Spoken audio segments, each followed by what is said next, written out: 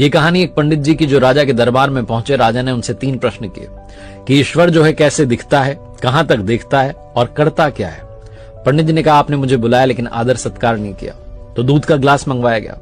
पंडित जी दूध के ग्लास में बार बार उंगली डाल करके दूध को बाहर निकाल करके देख रहे थे। राजा ने पूछा कर क्या रहे हो। पंडित जी ने कहा कि मैंने सुना है दूध में मक्खन होता है।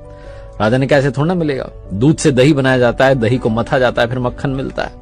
पंडित जी ने कहा ईश्वर भी ऐसे थोड़ा ना दिखेगा, आत्मा को पवित्र करना होगा, नियम से, ध्यान से, अभ्यास से, तब परमात्मा दिखाई देगा। राजा बड़ा प्रसन्न हुआ जवाब से। उसने कहा दूसरे प्रश्न का जवाब दीजिए। पंडित जी ने कहा कि मोमबत्ती मंगाई। एक मोमबत्ती मंगाई गई, उसको जलाया गया। पंडित जी ने पूछा बताइए कहां तक रोशनी जा रही है। राजा ने कहा कि हर तरफ जा रही है, चारों तरफ। पंडित जी ने कहा बस यही, परमात्मा भी चारों तरफ देखता है, हमारे हर कर्म का हिसाब उसके पास है। फिर राजा ने कहा कि तीसरे प्रश्न का जवाब दीजिए, ईश्वर करता क्या है। पंडित जी ने कहा आप गुरु बनकर के पूछ रहे हैं कि शिष्य बनकर के। राजा ने कहा शिष्य बनकर के। तो पंडित जी ने कहा